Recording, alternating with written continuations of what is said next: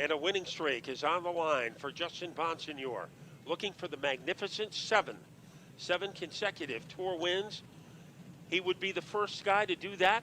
He was also the first guy to win 6 in a row. He was the first driver to win 5 Tour races in a row at Thompson. So milestones are nothing new to Justin Bonsignore.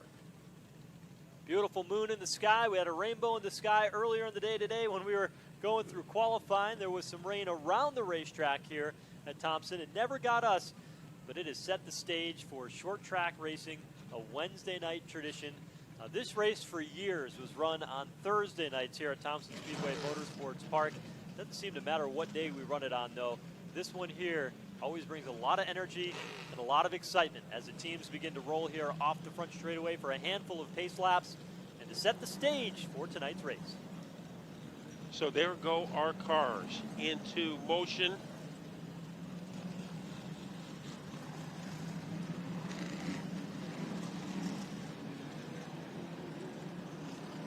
So covering the action in the pits tonight is Pete Falcone. And Pete, if you are ready, maybe you can give us what is happening from your perspective. Well, you know, a lot of things can change when they come here to pit road. We saw that happen to Doug Coby just a couple of races ago here at Thompson. So the story could be made right here on pit road. I'm here along with Dave Barabalt tonight. And Dave, we got a lot to cover here. Certainly do, Pete. Up and down pit road. I think it's going to be a spectacular race, but I really think if you got a guy that's got a bee in his bonnet, it's Doug Coby to try to get a win here tonight. For sure. Or I have all eyes, of course, on Justin Bonsignore trying to keep the streak alive. But don't count out Ronnie Silk, who's been so hot lately in the last few races, or John McKennedy, who's also very good here at Thompson. We could see any of those guys in victory lane tonight. Could also be a first-timer, and Craig Lutz or Patrick Emmerling grabbing the win here tonight. So you could just throw a blanket over the field of about 6 or 7 cars who could come home in winner's circle. Yeah, it would be a pretty big blanket. And guys, you can feel the tension down here. These crews are ready to go, but believe me, they all have their little pre-race rituals, all the guys here behind the wall, and a lot of them pacing back and forth. Can't wait to get this thing started, guys. Boy, I couldn't have said so better myself, guys. Great look at the action here tonight as we get a look at all the excitement getting ready to go racing here for the 30th running of the Bud 150. Teams working back and forth. So much on the line here tonight to be determined. So much prestige to win this particular event. This race, one of 4 here at Thompson Speedway throughout the 2019 season, but it's a critical one when you set yourself up toward the championship run. And what a beautiful sight, the 31 full power Whelen modified cars heading into the first corner. So you can't ask for better than this. From the rear of the field, where Melissa Fifield sits, to the top of the field, where Doug Coby is, there is plenty of firepower. Race fans, as they come around this time by, they'll be given the 1-to-go signal and be set to go racing here this afternoon as the field climbs a banking at turns 3 and 4. Get up out of your seats. Give these drivers a big Bud 150 Thompson Speedway send-off, NASCAR style here in New England. Get on your feet, race fans. Wave these teams and drivers off as they get ready to go 150 laps. The Bud 150 here at Thompson Speedway Motorsports Park, an August tradition, a packed house, pressure, prestige. It all boils down to short track racing at its finest. Open wheel modifieds ready to do battle here at the 5/8 mile Thompson Speedway. And we are ready to open the curtain for 150 laps of fireworks. To get you started, he has been at Daytona, at New Hampshire, at Watkins Glen, but his home is right here at Thompson Speedway, ready to take you to the start-finish line of the Bud King of Beers 150, Joe Koss. Field ready to go through turns 3 and 4. Here's the Camaro diving down on pit lane as the pace field exits the racetrack. Doug Coby, the pole sitter, will start from the outside of row number 1 alongside Patrick Emmerling as the field rolls off turn number 4 and the Bud 150 is underway. And Coby has his finger on the trigger, moves in front early, and he takes Bonsignore with him. Here's Doug Coby leading the way down the back of the way. Then Bonsignore, Tommy Catalano settling into third. Not a good start for Patrick Emmerling. Goes from the front row back to fourth in one lap. If you were in the outside row, that was a bonus. Tommy Catalano taking advantage of that to stampede into the top three. Then Emmerling is next, and trying to move his way through the field is Andrew Kraus, but up at the front, as he has been so many times at Thompson, Doug Coby. Battles on for seventh. It's Bobby Santos working on the inside lane, but Santos starting to drop back in the bottom. To the outside went to the 21 car of Jimmy Blewett. Ronnie Silk went on through, and Craig Lutz, who nearly darted out of line and caught Santos. Santos had to roll out of the throttle off turn 2. Yeah, that car was in free fall as it drops all the way back to 10, and now he loses another position to Woody Pitcat. Get pinned down on the bottom. The tires aren't heated up just enough at this point. It's hard to maintain positions on the inside lane of the racetrack. Santos is trying. He's got a gap here behind John McKennedy. He slides across the nose of Timmy Salamito. He's able to hold on. A two-car runaway at the start of the field from Coby and Bonsignore. Jimmy Blewett is in the middle of the action as he tries to move up, getting a battle from Craig Lutz, who is behind him. Now John McKennedy, he is ready to squeeze his way underneath Pitcat. McKennedy here in Pitcat. Pitcat in the 82 up in the high lane, able to take the spot away. McKennedy working the bottom side of the racetrack, up high the 36 of Bobby Santos, who finally found the outside groove. You can see how much better it is up there for Santos. He now challenges McKennedy, who continues to find racing room to the inside lane. Boy, it's as if there were speed bumps on the inside groove as Santos went backwards, McKennedy went backwards. Now Jimmy Blewett, he tries to launch that car underneath the 46 of Lutz. Ronnie Silk, he started 7th, and he is still 7th, so he has been neutral for the first 7 laps. Pretty quiet start for Silk. This battle that we're watching here, the side-by-side action, is for 11th between John McKennedy and the 82 of Woody Pitcat. We've got Bobby Santos in the mix as well. The leader is Doug Coby. He stretched out an advantage here early on, half a second over Justin Bonsignore. Those two machines already off turn number 2 as this 11th place battle continues to rage on side by side to the backstretch. Boy, John McKennedy is holding his own on the inside, something very difficult to do. And now Pitcat finally clears that number 7 car, and moving in on the outside is Bobby Santos. What a difference. Santos on the inside groove, he was a speed bump. He was a tortoise, and on the outside, he is a greyhound. Pitcat able to dispatch of the 7 New York of John McKennedy. Out front, Doug Coby leading the way. Back to Justin Bonsignore. Over the past couple of years, it's been Coby and Bonsignore have been the dominant few cars here at this racetrack. But that 3 car, Matt Swanson, has been really good here at the track, too. And he's in the middle of the battle just outside the top 5. Catalano, Emmerling in the 07, and Andrew Kraus in the 24. What a battle they have put on. Catalano has a position now. Emmerling had it a couple of laps ago. Also in there, Andrew Kraus. This is the best Kraus has looked this year. Matt Swanson behind them. So the action is a fight for third between 4 drivers. Catalano holds on to the 3rd spot. Emmerling working the inside lane, and you're right. Kraus runs well at this racetrack. He's got good qualifying efforts. He's put together some pretty solid runs. But Emmerling is able to get by both Kraus and Catalano now in the back straightaway and try to take sole possession of that 3rd spot. And Emmerling is able to get by Catalano and then goes up high to try to hem him in. That leaves the inside groove open for Kraus. Let's see if he can take advantage. Trouble in turn number 1 as the car is headed into no man's land. It's the 01, and Melissa Fifield is off the pace, just makes it to the entrance of pit lane, and we'll stay under the green. Oh, caution does come out as we've got a problem up in turns 1 and 2. A couple of cars have gone around. Among them, the 34 car has knocked the left front off it for J.B. Fortin. The 78 of Walt Sutcliffe involved, and there's one other car, I believe it's a Mike Rukowski machine, the 88, who's up into the outside wall in turns 1 and 2. A 3-car incident brings us under the caution flag 14 laps in. And remember, unlike our weekly racing, the yellow laps will count. And the big lead that was enjoyed by the combination of Coby and Bonsignore has faded into the August night. So a 3-car incident here. Teams that were running back in the mid-20s. J.B. Fortin running for Rookie of the Year, so that is to his detriment right there. Some serious damage appears on that car as our safety crew heads out. So work continues over there in turns 1 and 2. This race here, 150 laps, Matt.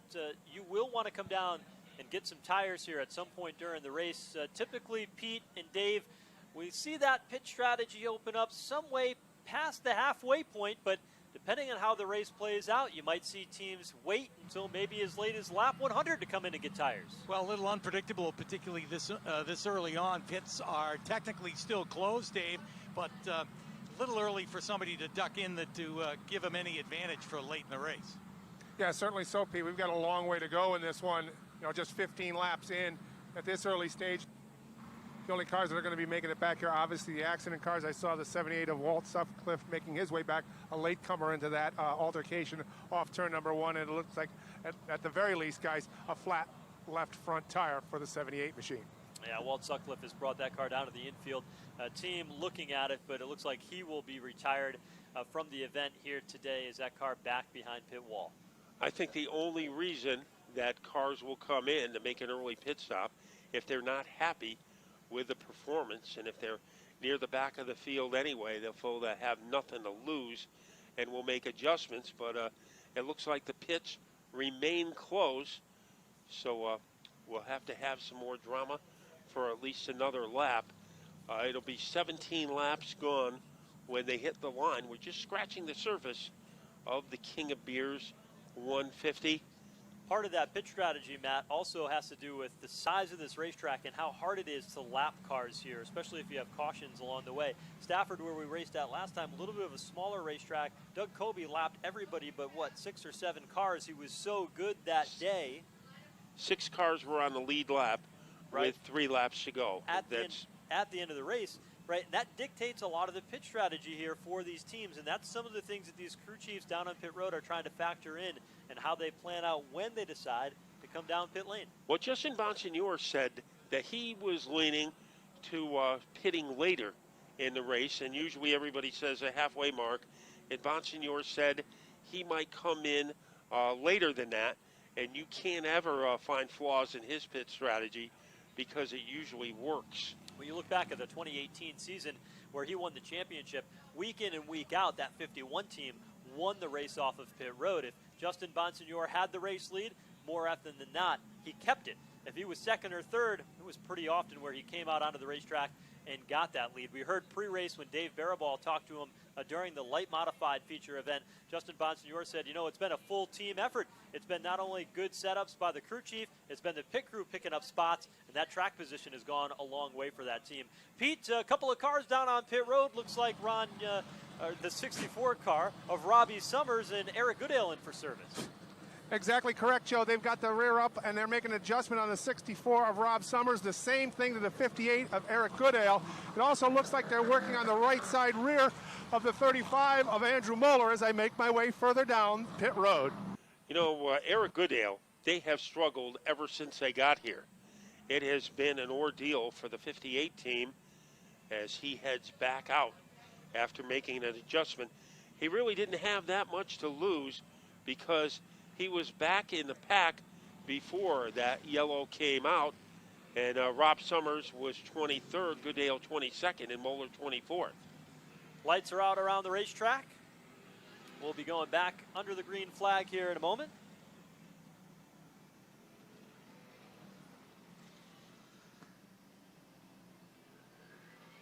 So it'll be a different start, or a different restart than the way we started the race. Coby went up against Patrick Emmerling on the start, and now on the first restart, he will be up against Justin Bonsignore, so that'll be interesting. Remember, a driver gets 1 point in the standings for leading a lap, and this might be a good time for Bonsignore to go after that point. Up off turn number 4 they come, looking for the green flag. 20 laps up on the scoreboard as Doug Coby in the 2 car to the outside lane. Justin Bonsignore runs all the way down the bottom to try to challenge, but it's Coby to the front off turn 2. And Catalano was a factor as he whirling dervishes his way into the top 3. Look at Andrew Krause down low, challenging Emmerling for 4th, and he will not win the battle when Emmerling keeps his spot. That allows Matt Swanson in old blue, car number 3, to work up at the outside groove of the racetrack, right behind Craig Lutz. Meanwhile, here is Ronnie Silk. We saw that bottom lane now work to the advantage. Silk slams the door shut on Woody Pitkat in the outside lane, took the lane away from him to get up to the outside groove. Trying to move up on the inside as Jimmy blew it, as he is even with Pitkat. Up at the front, Coby has opened up a pretty hefty lead by about the length of a bowling alley over Justin Bonsignore. 3rd is up for grabs between Tommy Catalano and Patrick Emmerling, and Matt Swanson still in the neighborhood. Boy, a little bit deeper in the pack. Woody Pitkat not happy with Ronnie Silk. Pitkat was on the back straightaway. Silk just chopped the nose off because he wanted to get up in that high lane. Silk doing what he had to do, a calculated move. You can make that move in front of a veteran like Woody Pitkat, but Pitkat said, hey, Silk, don't do that again, man. If that's a final lap, I might not lift as much as I did there on that time around. So both have cleared the traffic. The side-by-side battle a bit deeper in the field continues as now Emmerling up ahead, looking to the inside of Tommy Catalano in the battle for 3rd, all the way down to the bottom of the racetrack in turn 3. And Catalano's car comes to life between turns 3 and 4, and he handles that threat from Emmerling. And now Emmerling has a headache. His name is Matt Swanson, as he is rat-tat-tatting his way on the back bumper. I think if you don't keep your car high, at least in the early stage of this race, the field could pass you by. That's what happened to Andrew Krause, who lost about 6 positions. Matt Swanson's got a very good race car tonight. Started 10th. We've had a couple of laps under cautions. He's up inside the top 5 in old blue. So he's charging early here in that 3 car, as is Ronnie Silk. It wasn't that long ago where Ronnie Silk was battling at the bottom half in that 2nd draft of cars. Silk is one of the only guys at this point in the race running on the bottom lane of the racetrack, but he's making it work in that purple number 85. Well, he was going to try to make it work against Craig Lutz, and Lutz held him off for the time being, but here comes Silk again. That is a fight for 6th place, and once again, Lutz prevails. Lutz, remember the last time we were here, Craig Lutz led 73 of 125 laps.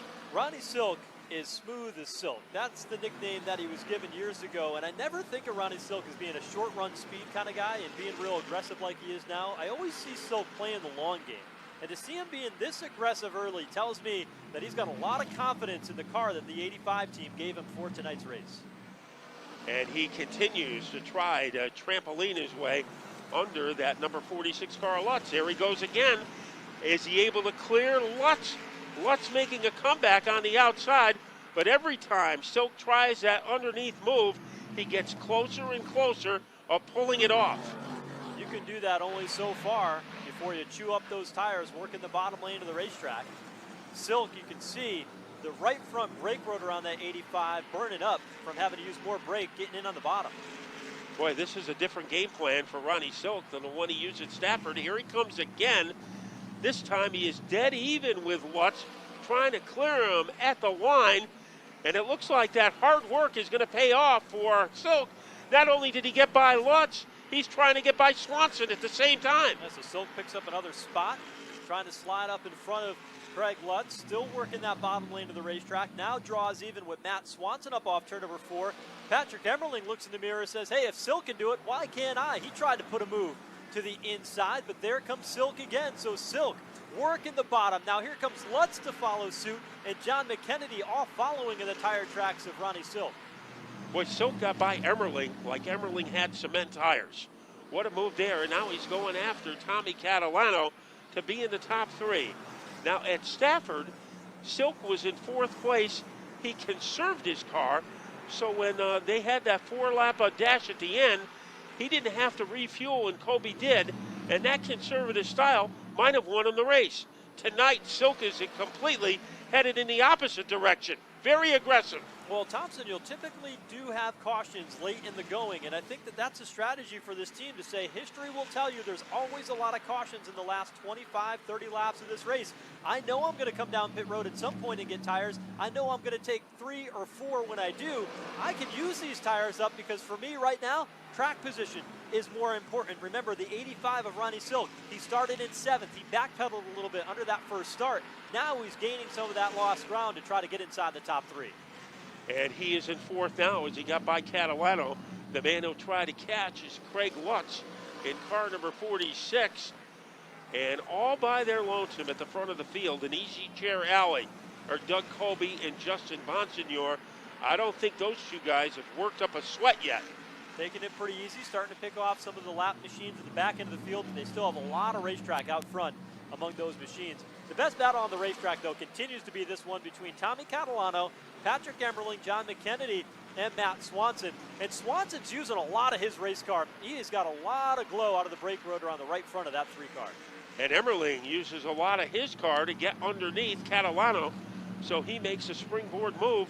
McKennedy, he is on the prowl as he tries to tomahawk his way underneath the 54 at Catalano. Here comes McKennedy, and he is able to cha-cha his way by the 54 at Catalano. McKennedy running a part-time schedule in Tommy Baldwin's number 70 York this season. Won a pole earlier in the year at New Hampshire and has been putting together some good runs here as of late. He rides 6th at the moment. In third place is Craig Lutz. And now we'll see if Silk will be able to corral the back bumper of that Riverhead Building Supply car. And Silk has been one of the most aggressive drivers on the track. There is some, Catalano loses a position. Jimmy Blewett is back in high gear as he moves up into 8th place. Blewett started 5th, backpedaled a bit, and now has come back to life. Starting to pick up some more spots. How about Bobby Santos and Woody Pitcat? Those two were battling early on in the race. They are actually brother-in-laws. Woody Pitcat married to Bobby's sister, Erica. I think the family tradition has turned into a family feud. The way those guys are battling. Santos in 11th and Pitcat in 12th. And let's check out Ronnie Silk. Has he made up any ground on Craig Lutz? He hasn't in the last 5 laps. So Lutz is having another great run. He's finished second a couple times in his modified career, but has never won on the Whelen Modified Tour. He's knocking on the door. It wouldn't surprise anybody to see Craig Lutz or Matt Swanson be in victory lane at the end of the day, especially here at this racetrack where they've run so well. Patrick Emmerling has had some good runs here too in that 07. His success really has come at New Hampshire Motor Speedway. Won the All-Star Shootout in the month of July in that Friday special edition race. But now McKennedy has him set up as he swirls underneath the 07. And McKennedy showing some firepower, but showing some perseverance is Patrick Emmerling. And Emmerling is still owning the number 5 spot. McKennedy is able to dive bomb underneath through turns 1 and 2. Slide in, take the spot away. So that puts John McKennedy inside the top 5. John McKennedy, always a force to be reckoned with. Remember, he almost won the 2018 Icebreaker. Unfortunately, he ran out of gas, and that gave the win to Justin Bonsignore. Bobby Santos picking up another spot over Tommy Catalano. Santos now in 9th.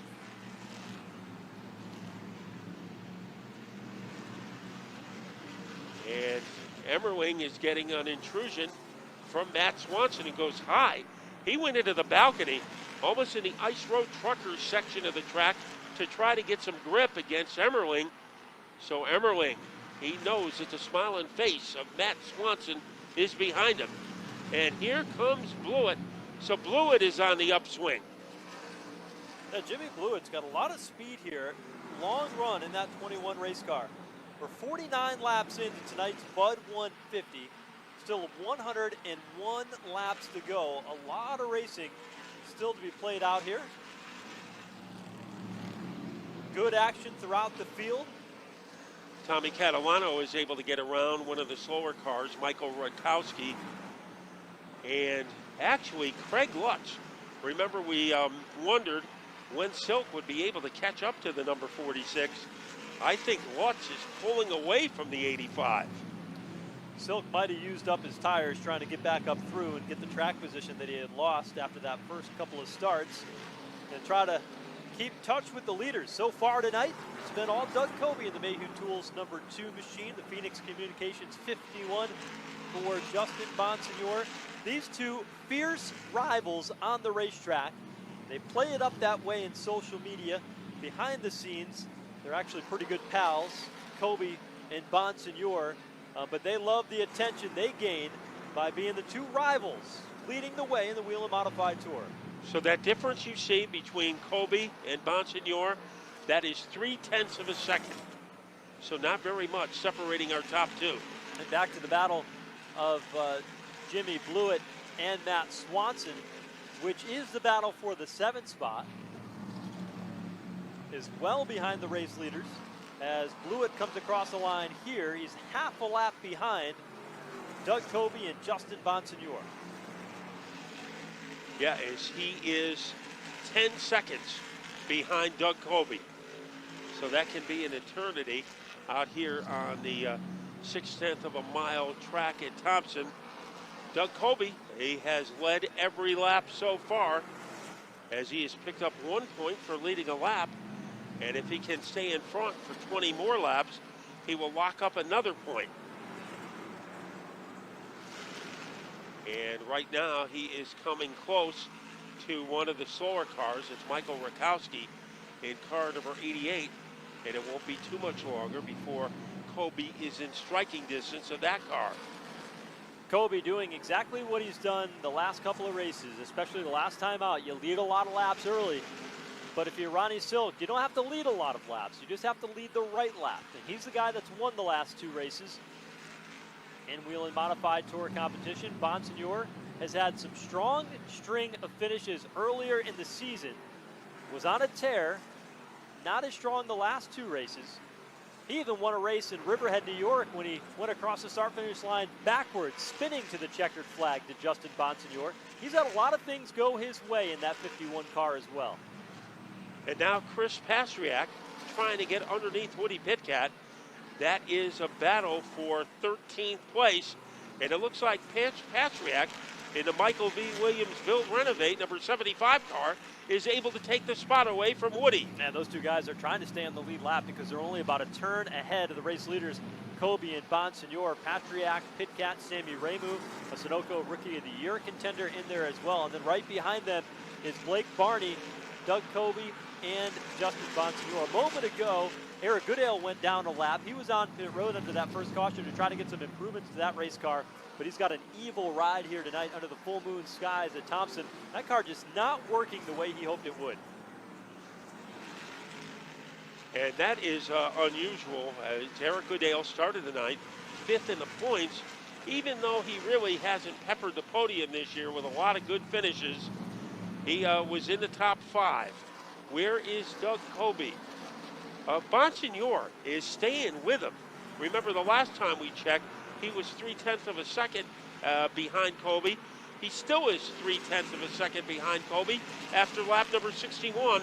So Bonsignore is not disappearing. He is running a steady pace behind the 2 car.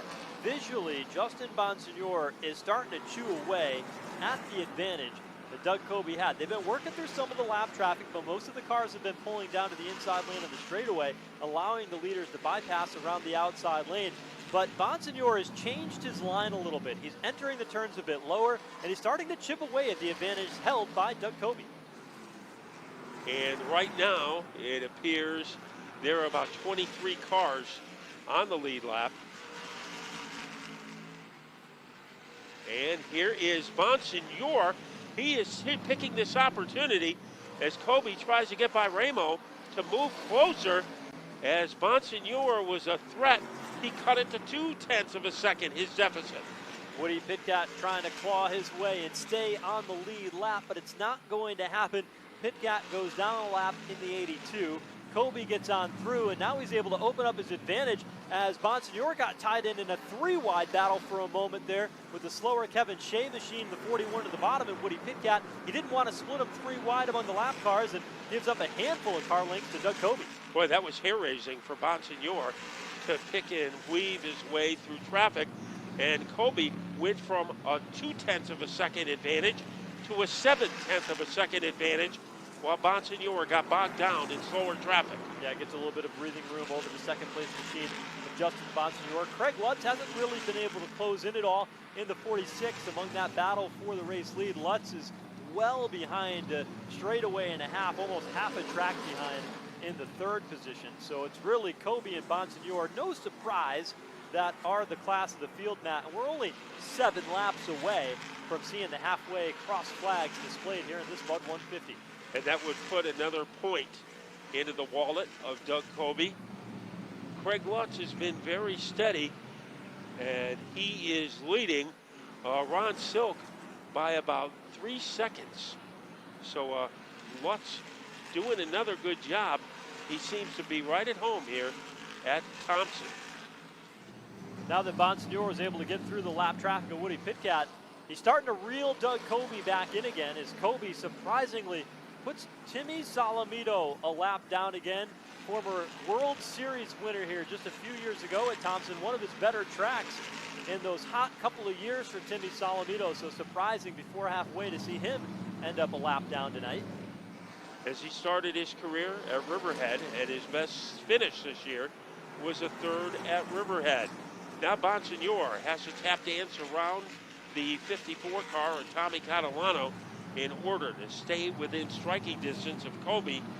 So Coby has had a flawless race so far, as he got out to an early lead, was able to maneuver his way through traffic and stay 1 spot ahead of his rival Justin Bonsignore. Now Matt Swanson going to work against Patrick Emmerling. That is a fight for 7th. Emmerling in the 07, the 3 of Swanson Old Blue, one of the most famous modifieds in the history of modified action. Boy, did it look to you like Swanson almost lost it on the last lap? It looked like he was on black ice. Oh, little crossover move now all of a sudden to the bottom for Swanson. And he just didn't have enough energy to complete the move against Emmerling. So Emmerling stays in 7th and out in front, all by his lonesome. He could have a lazy boy recliner in the cockpit of that car. That is Doug Coby, and the guy he is going after, it appears to be J.B. Fortin in the 34, and he just is able to waltz past that number 34 car. There have been no issues for Doug Coby as we get ready for the halfway point of the race. And next time through for Doug Coby as he's down into turn number 3, still enjoying a great battle between Emmerling and Swanson. But Coby comes across the line, sees the cross flags. We're in the second half of this 30th Bud 150, and Coby has been able to continue that advantage that he had not too long ago. It's up to 0.8 of a second, the largest lead of the night for Doug Coby, who started the race on the pole and has never looked back throughout the first half of today's event. And by virtue of his leading the 76th lap, he gets another point. So that's his 2nd point. And if you max out, it's 48 points. He would get 43 for winning the race, 3 bonus points for winning the race, plus the point for leading a lap and a point for leading the most laps. Doesn't hurt when you're trying to hunt down a championship here in the final few races of the year. It comes through a couple of tracks, Oswego. They'll stop at New Hampshire Motor Speedway, Stafford, and then they will go ahead and claim the championship, as they have done for many, many years now here at Thompson Speedway, crowned the 2019 Whelen Modified Tour champion. Andrew Kraus is in 10th place, but he is in jeopardy of losing a lap to Doug Coby. And if Coby goes by him, or really more like when he goes by him, there will be 9 cars on the lead lap. Looking at the stopwatch, Justin Bonsignore of the past couple of laps has been a bit quicker than Coby. The last time through, he was 1/10 of a second faster. He duplicated that again. 20.073 the lap time for Doug Coby. 19.910 for Justin Bonsignore. So Bonsignore here is now we're in the second half of the race, starting to pick up the pace and trying to track Doug Coby back down. And we have had 66 green flag laps. The yellow came out, the only one, on lap number 14. And Bonsignore hanging tough as he is waiting for a caution. And I think everybody else is waiting for one.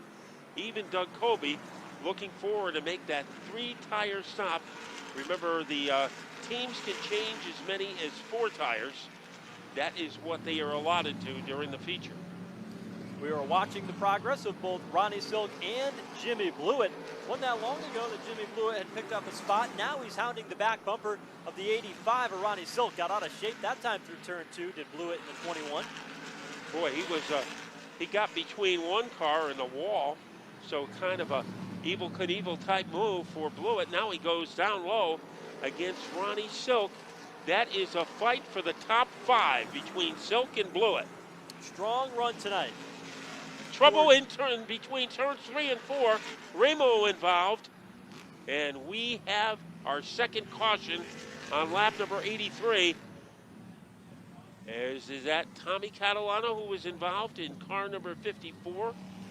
Catalano involved, Patrick Emmerling involved in the incident, Sammy Ramu. We've got damage on the right front of Chris Pastriak, number 75. Looked like a flat right front tire, and now that tire is ready to come off the rim. Sammy Ramo, the first car we saw in distress. So the caution is out on lap number 84. It is going to be interesting. You check out the guy who is in the turn 3 area, well on the grass. Right now he has a red flag, but when he brings out the green flag, I think we're going to have plenty of action on pit road. Yeah, all the pit crews getting ready down there on pit lane. Certainly the prime opportunity here, just past halfway, 84 laps in to 150 circuits here tonight at the Bud 150. The work will be done on pit lane. We talked earlier in the show tonight that car number 51 and Justin Bonsignore, they have had the best pit crew as of late on the Whelen Modified Tour. Is it enough to get the track position above Doug Coby? Well, we'll find out. Brooksy, the flag man down there at the entrance of pit lane, holding the red flag with the yellow cross through it. We'll see when he decides to flip the red flag away and bring that green flag out, opening up pit lane and allowing these teams to come in and get service for their 3 or 4 tire stop, whatever they decide to do. This has become a pit crew contest, like the kind you see at Race-A-Rama, and all kinds of sparks flying for Pastriak as he has that damaged right front tire. So he is able to comet his way into the pit area and work going on that car. And let's see, is the green flag coming out? And it is still the red flag. So the pits are not open yet. They had the 0-1 of Melissa Fifield, who was in her pit stall at the entrance of pit lane. They had to back that car up out of the way and back down behind pit wall before they would be willing to open up pit road. So pit road remains closed here for the minute. Andrew Krause in the 24 car was the first car 1 lap down. He sits in front of the race leader, Doug Coby. Will likely get the free pass to come back around onto the lead lap. But it is pressure time for these teams. Coby, Bonsignore, they got a little bit of gap with the lap cars between them and the third place machine, giving them more advantage when they come down pit road. But they are pitted front and back on the turn 1 end of pit road. Matt Brooksy throws the flag. He makes it green. Cars on the back straightaway. That means we're going to see pit stops here next time through. And Coby will be the first to make the decision. And what will the two do? Here he comes, and he is headed on pit road, and Bonsignore follows his every move. Justin Bonsignore is in, Craig Lutz is in, along with John McKennedy, Ron Silk, Jimmy Blewett, Matt Swanson is in, and the rest of the top 10. Let's go down to pit road. And I can tell you that about the only move that's going to be made in Doug Coby's pit is tires. The quote from that pit crew is, "The car is perfect." So he's just coming for tires, and Justin Bonsignore in for just about the same. Both of those guys very happy with the way their car is running, and now the pit stops are underway. The Hoosier tires are being changed, and the crews go to work down here on pit road. We'll see who's able to get out of here first. It looks like just a little slow on Doug Coby's stop as Justin Bonsignore's 51 is ready to go back down and he will pull out first, just beating Coby out of the pits. Coby will follow. Here's some more of the action from Dave. Tires again, the call on Matt Swanson's team. Jack still up, the 46 of Craig Lutz with his as he heads out. As they go down into turn 1, Doug Silk wins the race. Ronnie Silk wins the race to get back out onto the track in the 85. But I think John McKennedy was a guy who was the overall winner, the first out, as he was fourth when the yellow flag came out.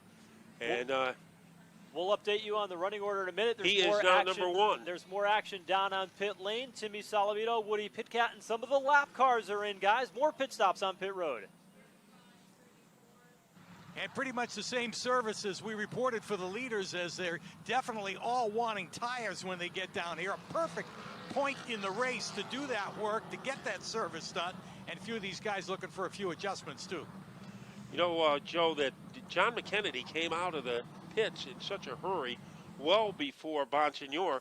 You wonder how many tires that he took. McKennedy came in. They did put tires on. My estimation would be that they put on 2 tires on that 7 New York car to get him back out onto the racetrack. It looks like possibly 2 rear tires went on that machine, just judging by how those tires look out on the racetrack. Very quick pit service for that team.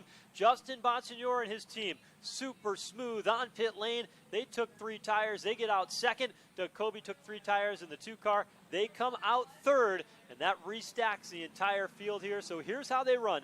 John McKennedy is the race leader. Justin Bonsignore is second. Doug Coby third. Craig Lutz is fourth. Ronnie Silk came out fifth. Matt Swanson was sixth. Seventh for Bobby Santos. Losing a couple of spots on pit road was the 21 car of Jimmy Blewett. Patrick Emmerling and Andrew Kraus round out the top 10. Now, sometimes, Joe, when you change 2 tires and the rest of the competitors change 3, you might have trouble with the stagger on the car. That's what happened to Matt Swanson in the race at Stafford. So we'll see how the move affects McKennedy and Justin Bonsignore. That crew does the job again. They knew they had to get out of the paddock ahead of one man, Doug Coby, and they did it. Oftentimes, if you take 2 tires, it means a couple of things. One, your car is probably handling pretty well, and you're not beating up that right front. Unlike what we see in a stock car, when you change 2 tires in a modified, you're typically going to change the 2 rear tires, because that's what's really important on these race cars. That's what helps them move and turn through the corners. The left side tire is a little smaller than the right side tire, and they've worked really hard to get the difference in the size, and that's what makes the difference on these race cars and gets them to turn well. And McKennedy has elected to restart on the inside, and that is unusual, as only Keith Rocco is the only open-wheel driver who always likes to start on the inside. McKennedy is going to be there against Bonsignore. Well, we'll see what he does here. Typically, as you mentioned, Matt, the outside lane has the advantage here on the restarts. Bonsignore has that, and he sets sail down into turn 2. So McKennedy backpedals on the bottom. He brings Craig Lutz right along with him in a second. And let's see what Lutz does as he flash dances his way to the outside. Maybe setting up Bonsignore for a crossover move. 2 Long Island drivers of the 1-2 punch in the King of Beers 150. Then the 3 car slides in 3 wide, a bit deeper in the field, 85. Silk splitting the middle as the 7 New York of McKennedy lost a spot or 2, and around the top went Jimmy Blewett. Dicey a little bit back inside the top 10. Doug Coby in 4th, 1 spot behind Matt Swanson, 1 notch ahead of Jimmy Blewett.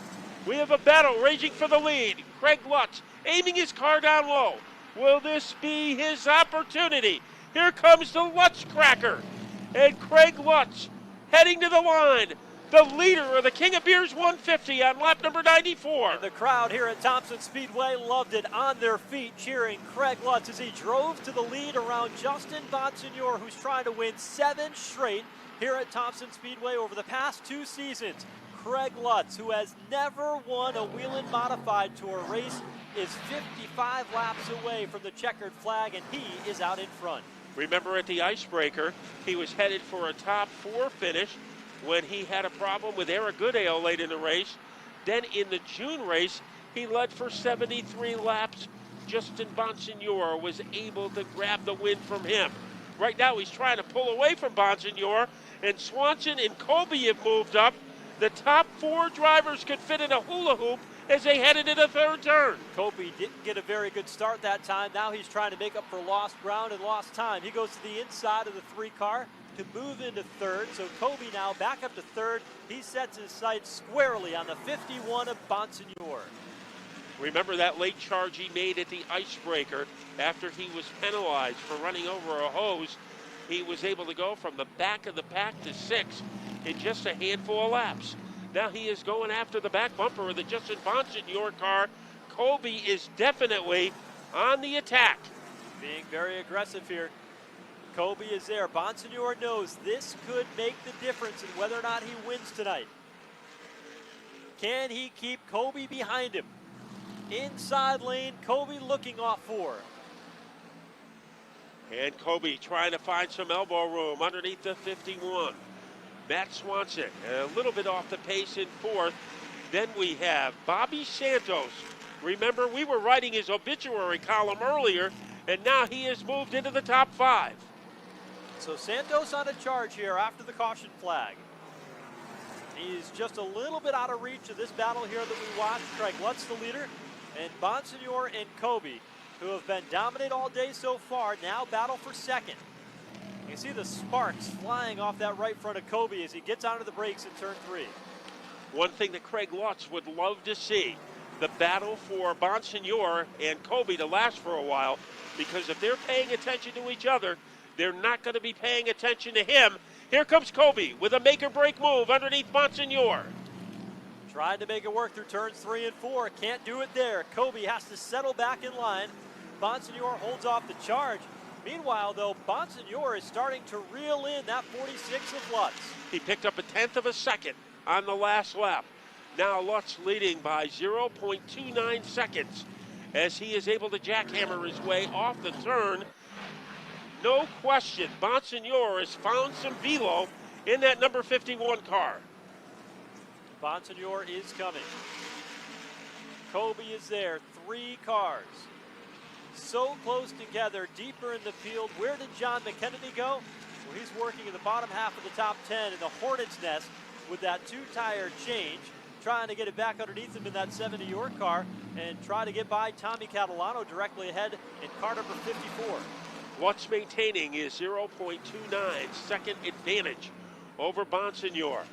Coby has dropped back a little bit. The man trying to gain ground is Bobby Santos, as he is quickly closing up the gap that separates him from Matt Swanson. Santos is coming. One of the faster cars on the racetrack. I mean, he's probably about 10, 12 car lengths behind the race leader, Craig Lutz. It's going to be hard to work his way through those 4 cars, but Santos is always known for his late race charges.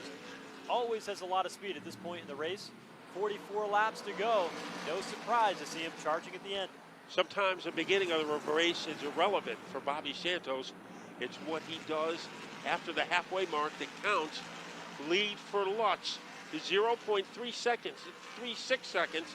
So he is growing that lead against a challenge of Bonsignore. Bonsignore 2 or 3 car lengths behind, starting to work in heavy lap traffic.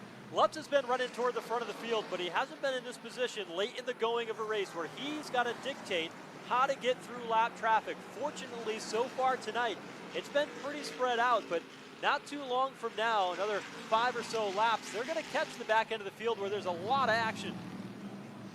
Yeah, right in front of him there is Robbie Summers, along with a couple of other drivers. Sammy Ramo is there.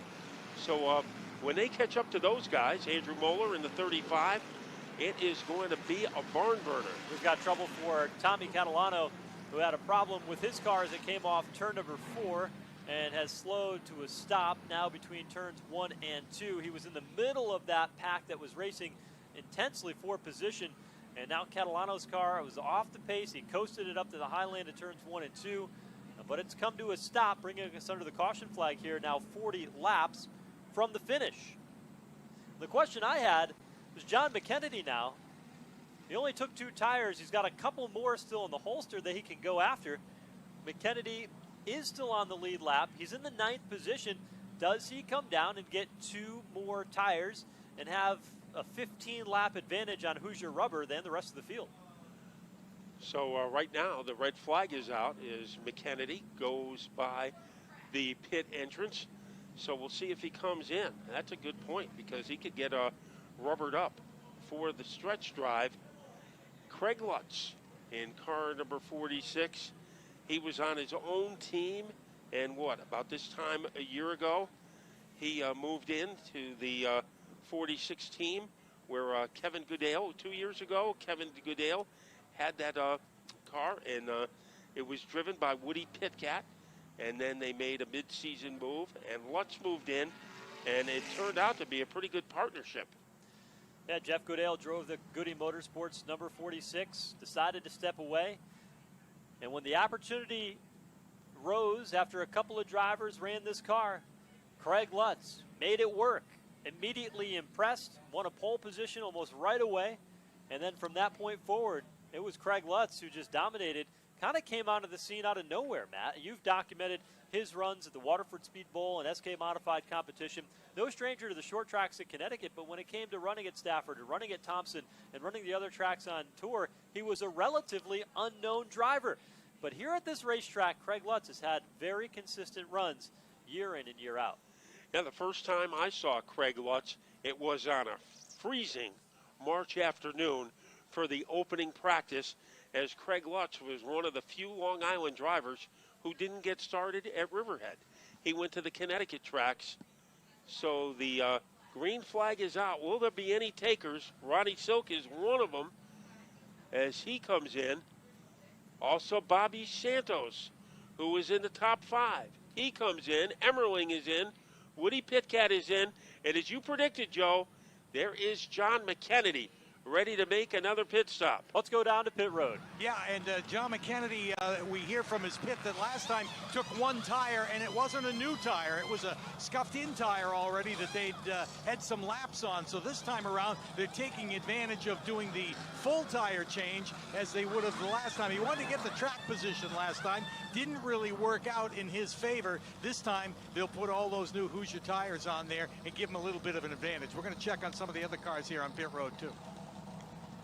Funny how that could work out, though. If they have a pretty good pit stop here, they might pick up some more spots on pit lane among some of the other cars that were on the lead lap. So position still yet to be gained for that 7 New York for John McKennedy, rather. Woody Pitkat was off pit road. Andrew Kraus is off pit road among some of the others. And so 3 tires now, the strategy for McKennedy in that 7 New York.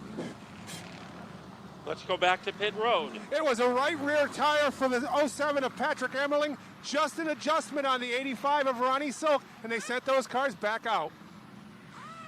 Well, that will scramble up the order. Here comes McKennedy back out onto the speedway. He was in 9th place before the pit stop. Craig Lutz will still be leading. That's the easy part. But the order behind him will have to be sorted out. We'll see where McKennedy gets his start. Well, we see Jimmy Blewett behind the 3 of Swanson. He was one of the lead lap cars. And Bobby Santos was one of the cars that were in front of McKennedy. We've seen all day long the inside lane versus the outside lane battle early on in the run. When the tires are fresh, it's tough to start on the bottom and gain ground. Right now, Craig Lutz will start to the outside lane. Matt Swanson is there, runner-up from a year ago. Lights are out. When we get the green flag, we'll have 34 laps to go in the Bud 150. We hope you enjoyed the action here tonight. Remember, we've got 4 more feature events still yet to run here tonight at Thompson Speedway, so the racing isn't over here as part of the Bud 150 at Thompson Speedway. Will we see a first-time winner tonight? Could we see history continue in Justin Bonsignore? You never know. You've got 2 drivers up there aiming for their first win. 2 drivers who've got championships under their belt. We're set to get back underway. 34 laps to go in the Bud 150. And Lutz has elected to take the outside road against Bonsignore as they come up to speed. A very critical restart here. And it is Lutz, like he was fired from Cape Canaveral. Takes over the top spot once again to the outside in turn 2. Bonsignore settles into second. Coby and Swanson side by side for third in turn 3. And Bobby Santos right behind them. Here comes Jimmy Blewett making a lunge underneath Santos. The battle between Swanson and Coby, won by Matt Swanson on the outside. But Coby's not done yet. He drives deep, slides across the nose. Trouble. Swanson goes around. He goes to the bottom of the racetrack. Everybody is able to get on through, but the caution flag is out again as the third caution flag of the night waves on lap 117. And Matt Swanson spins out of the third spot to bring out the caution here in turn 2. So 118 laps have been concluded, and Craig Lutz will take it easy for a few laps while we work the yellow. Matt Swanson, that is caution number 4, and it involved the number 3 of Matt Swanson. And let's go to pit road. Yeah, guys, the vantage point from down here in the infield, what we saw going there was that Coby made that lunge underneath Swanson, slid up in front of him, and I think Swanson delayed getting back on the throttle because Coby came up in front of him, and I think he might have got a little rub from Bobby Santos in the back. Obviously not intentional, but Santos was getting right back on the throttle and basically might have just gotten into the back bumper of the number 3 to send him around, but it was great that everybody was able to get around him, and nobody slammed into him as he spun across the racetrack. Pete, obviously, he got rubbed the wrong way. He did indeed. Pete, you called that one perfect. You don't have the privilege of being able to see the replays that we saw on the Fans' Choice broadcast, and from the infield, you called it almost perfect to what the replay was, and that's exactly what happened. All of a sudden, it was Santos closing quickly on the 3 of Swanson. Swanson was up in the marbles, had nowhere to go, couldn't get back to the gas quick enough, and Santos just gave him a little bit of tap as Swanson got loose, and that sent him around. Amazing from the outside lane that nobody collected Swanson. Blew it hard on the binders to try to avoid him by about a foot. Avoided getting into Swanson. So a pretty tight racing action up there in turns 1 and 2, but it re-racks the field and resets us here for another opportunity for this restart. Matt, Craig Lutz is not a guy who's been in this position very often. He's down to the final few stages. He restarts on the outside lane, and he did a good job on that last time to beat Justin Bonsignore down to the corner. The question is, does he have another one? Can he do it again? Well, this year he has 3 podium finishes. A second at Stafford at the Spring Sizzler. He was in 3rd at Seekonk, and then he had a 3rd again the following week here at Thompson. So he's had close calls, but what a move by Jimmy Blewett. I thought that was going to be a casualty on the replay, but boy, El Capo couldn't make that type of escape that Jimmy Blewett was able to make. Now we are ready for the final 30 laps. 29 when they hit the line. It is hold your breath time at Thompson Speedway. Under a full moon, the 5/8 mile outside. Great start for Craig Lutz. Puts a car length on Bonsignore by the time they get to turn 1. Bonsignore holds 2nd, now battling for 3rd. Outside is Santos, inside is Coby. And Santos making a serious move against Bonsignore as he wanders up high. Might be setting him up for a crossover heading into turn 1. Lutz is surrounded by the enemy. Bonsignore and Santos. Single file for the moment. Santos now up to 3rd. Jimmy Blewett goes underneath Ronnie Silk. He slides into the 5th spot. And the battle, though, is on the race lead. Here it is. Lutz off turn number 4. Bonsignore looking to the inside. Lutz only leading by 1.3 seconds over Bonsignore. Also in the neighborhood, Bobby Santos. Here comes Coby. He makes a late arrival into the upper echelon of the field. Santos, the guy you've got to watch in that 36 team. Right to the back bumper of Bonsignore. The top 3, single file, but Santos goes low, sneaks up ahead of Bonsignore. Bonsignore has to pedal it. Here comes Coby to the bottom to take 3rd. As Bonsignore goes from 2nd to 4th, here is Coby as he jackknifes his way underneath Bonsignore. Now the battle between Craig Lutz and Bobby Santos. The difference between the 2 drivers is only 1/10 of a second. Here comes Bobby Santos. Black number 36. Meanwhile, Bonsignore and Doug Coby are having a mini battle inside the war as they're working it out for the 3rd spot. Santos put a look on Craig Lutz in the front straightaway. As Santos, maybe the most dangerous competitor out there. He has won races all over the country. trying to take one away from Craig Lutz. Lutz going high between turns 3 and 4 and out of turn number 4. And Santos, it's only a matter of time before some room will open up on the inside. Santos looking low off turn number 2. Still got a long way to go here in this one. There'll be 22 laps to go when they come to the line this time by. That's a lot of racing here at Thompson.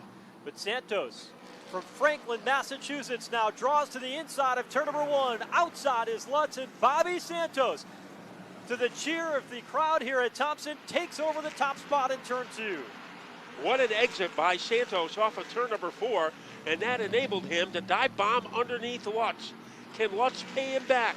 Bonsignore closing the gap between himself and the 46, and Coby hasn't been out of it for the entire race. And what about the fresh tires that we saw out of that 7 New York and John McKennedy? McKennedy is carving his way through the field, but is there enough time? Right now he's caught up with Jimmy Blewett. Blewett holds on to position in that 21 car, but the 7 New York of John McKennedy is on the charge.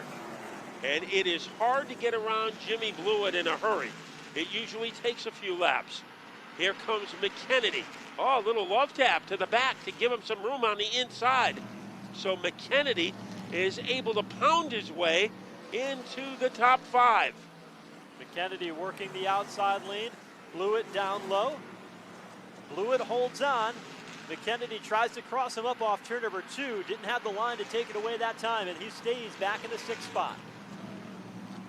So Bobby Santos taking over for the injured Dave Sapienza has the lead with 18 to go, but the dangerous guys behind him, Lutz, Bonsignore, and Coby. Now here comes McKennedy. He is aiming down low against Blewett again. It has to be frustrating for McKennedy, as it has taken him a lot of energy to try to get by Blewett. Used up all the tires. They took 3 tires on that last pit stop. Might have had the advantage, but things not working out for him as he's just stuck behind Jimmy Blewett, who's had a very quick race car all night long. Santos has opened up a 0.36 second lead over Craig Lutz.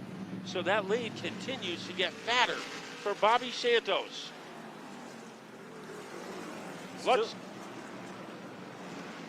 Lutz tried, but Santos was able to get by the lap car in a hurry. Lutz drives deep down in turn 3 and 4. He's trying everything he can. He has been so close so many times in Whelen Modified Tour competition. It's not over yet, but at the moment, Bobby Santos has the better and the faster race car. He opens up the advantage again here. Another car length better for Santos this time through.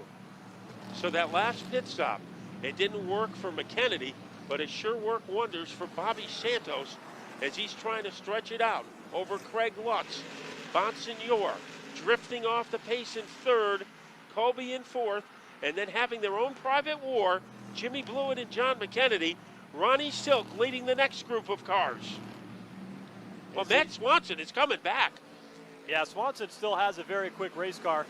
He's working on Ronnie Silk to pick up a few more positions. That might be the last one he can get tonight because he's a long way behind Jimmy Blewett and John McKennedy, but Silk's not going to give it to him easy. And it is Bobby Santos, the brightest blip on the radar screen. Trouble in turn 4. Blake Barney has gone around on the outside of the racetrack. Caution flag is out. 12 laps to go. Barney got out of shape, no contact with the outside wall. He's able to pull that car back away. So it should be a pretty quick caution here, but that'll tighten things up again at the front of the field. And it is going to make it interesting because that means you're going to have Bobby Santos most likely choosing the outside of the restart, and he'll have Doug Coby now on his back bumper, who will start in the 4th spot. And Bonsignore on the inside of the 2nd row, and sometimes that can be advantageous. So an 0.8 of a second lead owned by Bobby Santos has evaporated. And now Lutz will have another opportunity, but he'll have to go on the inside of the 36. Bobby Santos has won here at Thompson Speedway multiple times in his career. The last time Bobby Santos won at this racetrack was back in the 2016 season driving the 44 car. It was a Thompson 125, the June race that he won. His very first career win came here 12 years ago, and that was part of the World Series of Speedway Racing was Bobby Santos. He's very strong at this racetrack, a 5-time Thompson winner. Can he do it again? Can he bring Dave Zapienza his first Whelen Modified Tour trophy, driving that number 36? Well, Bobby Santos over the years has had a reputation for being one of the best drivers to come out of New England, has won big prizes all over the country. One night at Stafford, he was able to win $50,000 in one night. But he is going after a very important payday tonight. Now, Craig Lutz, he is really going to have to send it in on the restart and not let Santos get away from him. And that is not going to be easy to do, as when they hit the line, we'll be down to 10 laps. And how much time will our field have to corral that number 36 at Santos? We see Kraus going on pit road again. A promising start has really turned sour tonight for Andrew Kraus. In the first 30 laps or so, he was one of the best cars in the field. They'll come in and get some tires here for the late stages of this one. Still running in the 9th position inside the top 10 on the lead lap for Andrew Kraus here tonight. Field is working through turn 2. They'll have 8 laps to go when they come around to get the green flag this time through. If you're Craig Lutz, we've seen you can be successful on the inside lane, but you've got to get a great start. You've got to get a little bit of momentum on the car on the outside lane and have good anticipation when that green flag comes out. The race leader, Bobby Santos, controls the pace of the start, but Craig Lutz, if he wants to win tonight, he's got to be aggressive right here. And the moment of truth has arrived for Santos and Lutz. As the decibel level increases, great getaway for Santos, trouble for Lutz. And Santos gets knocked out of gear. Here comes Doug Coby to take over the top spot. Justin Bonsignore goes through, and that shakes everything up. So all of a sudden, the two guys on the front row go to the back. Coby and Bonsignore are back out in front. And Bobby Santos is crawling, so he is in serious trouble. As is the 85 of Ronnie Silk, who has stopped on the back straightaway. Silk has come to a stop. Bobby Santos is coming down pit lane. Craig Lutz has dropped back to the 3rd spot. Oh my goodness, that did not go to script for either Bobby Santos or Craig Lutz. Lutz didn't come up to speed, Santos did, but all of a sudden, turn 1 turned into the Bermuda Triangle for Bobby Santos, and by the time he got out of turn number 2, he was about in 15th place. We'll have to see what happened, but here's what I think happened. They came off the turn, Craig Lutz spun the tires. Bobby Santos in the outside lane of the racetrack was grabbing gears. He missed one of the gears at the end of the front straightaway. Doug Coby drove into the back of him. That knocked the car out of gear even further, and I think Bobby Santos broke the transmission on that 36. What do you think, guys? Yeah, I think you nailed it, Joe, as they all were kind of shrugging their shoulders when they pulled in. Bobby's got the window net down, and they're going to at least look underneath it to see if they can diagnose the problem. But I think not only did it get knocked out of gear, as you said, but probably also lost the transmission in that transaction, Dave. And the 85 of Ronnie Silk must have gotten into somebody off turn number 2, guys. They're looking at the right front of that car, trying to make some repairs as the 85 sits motionless here on pit road. Yeah, the right 5 of that 85 machine of Ronnie Silk knocked well out of the way. What happens is when you get rear-ended like that, the 36 did for Bobby Santos, you know, Coby's right behind him. He's coming up through the gears, slams into the back, all of a sudden knocks the car out of gear, wrecks the transmission. Santos's night is done, and somehow Justin Bonsignore threaded the needle on that start and got through and went from deep in the field up to the 2nd spot, back to pit road. Yeah, we're just going to update you again on Bobby Santos. Transmission is the problem because the shifter broke off at the transmission, so unable to obviously get the car back in gear because the shifter came right off. So I think his night is done. Boy, it's hard to shift without a shift lever in those modifieds. They will try to get that repaired, but time is running out. 4 laps left to go. Matt, we've talked about at length the struggles of the 2-car. They've been so fast week in and week out. And in situations just like this, late race restarts, they've lost the race. Tonight, the tides have turned. All of a sudden, things working in the favor of Doug Coby. He gets the lucky draw here 4 laps to go under caution, and he is the race leader. Now, when will they restart the race? That is the question. As will it be when they hit the line? It will be lap number 147. So it looks like it could be overtime here. As when they get up to speed, it'll be lap number 148. So it won't be officially overtime, but it could be a 2-lap scoot for the loot. As they continue to work on Ronnie Silk's number 85 car. It didn't look like he had a winning car tonight, but definitely a top 5. Bobby Santos, however, it was a completely different situation, as it looked like he had the best chance to win. He had that getaway from Lutz, and all of a sudden, his night turned into a horror show. Let's go to pit road. Yeah, the most disappointed guy in the place right now is Dave Sapienza. Saw his car out front on that restart, and then all heck broke loose. Yeah, we had that one. We had that in the bag. Shifter broke. One of the shafts coming out of the tranny. It's busted before. We've had that problem. It's just one of those things. It's racing. We had it tonight. So. Coming to the green flag off turn number 4, 2 laps to go here in the Bud 150. Doug Coby to the outside lane of the racetrack, leads him down into turn 2. McKennedy is pressuring Bonsignore for second place. Here comes McKennedy. Coby opening up a lead against Justin Bonsignore. Now Bonsignore has 1 lap to go after the 2 car. Jimmy Blewett slides in and takes over the 3rd spot. There is 1 lap to go. Can Doug Coby make it back around and shake the bad luck of the last 2 races? He's in command on the back straightaway. Blewett moves into 3rd. Spotlight on Coby. Here he comes into turn number 4. Doug Coby on his way. Here they come off turn number 4, and the 30th running of the Bud 150 belongs to Doug Coby. He breaks the 2-race race of bad luck. Justin Bonsignore will fall just shy of picking up his 7th straight victory here at this racetrack. And that final lap, there was one heck of a battle between Craig Lutz, John McKennedy in the 7 New York, and Jimmy Blewett. As they came off turn number 4, Blewett lost a ton of positions and went toward the back of the field. So Doug Coby, race fans, give it up for him as he goes ahead and gives you a burnout down here along the front straightaway. He has won the 2019 edition of the Bud 150.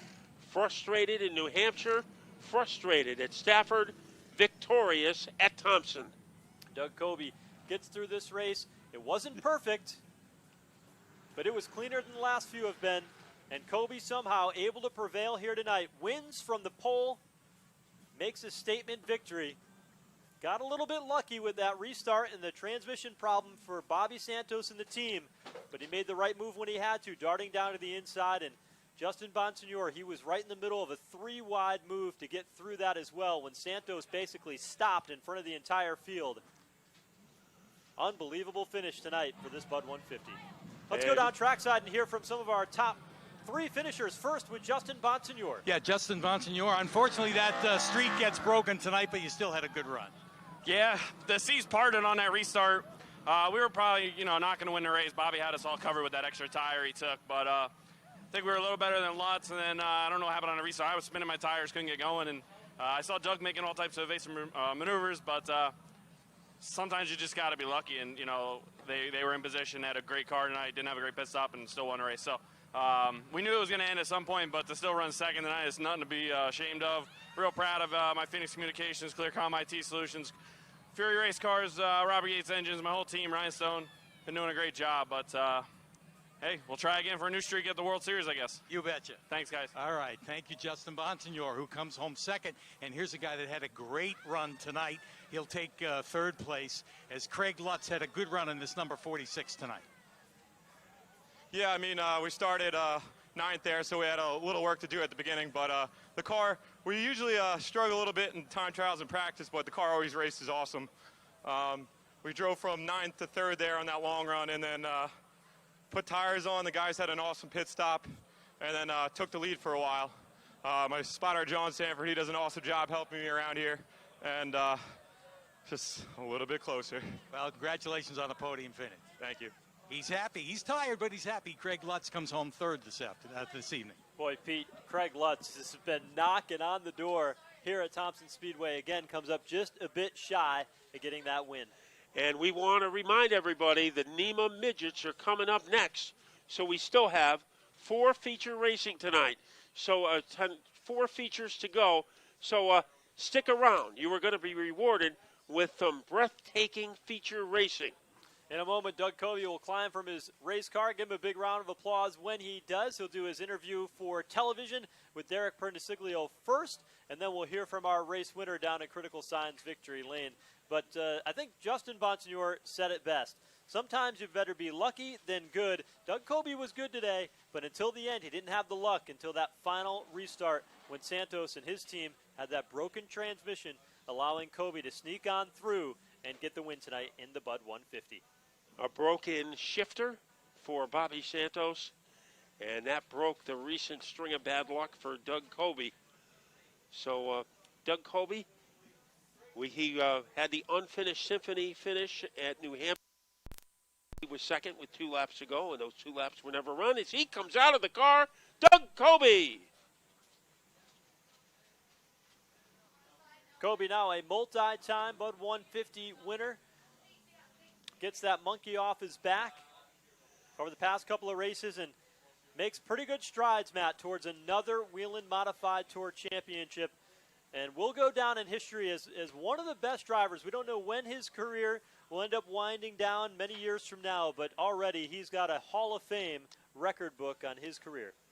And Derek Perniciglio of NBC Sports Network, I think he's finding Doug Coby in a much better mood than the last time he interviewed him at Stafford. I think that's about as safe as you can say that one. Doug Coby, the winner here tonight. Bonsignore in second. Really good run tonight by Jimmy Blewett. It got spoiled a bit in the end. There was some contact between he and John McKennedy in turns 3 and 4, and Jimmy Blewett went up the racetrack, lost a handful of positions as they came down to the checkered flag, but he was aiming for a top 4, maybe even a top 3 run here tonight. So a very, very solid run for that team. Timmy Salamino rallied. He came home 5th tonight. Very strong run for him. And he was a guy that we didn't talk much about. Went a lap down earlier on in the race and made some pit strategy calls at the end to come home inside the top 5. So good recovery for that team.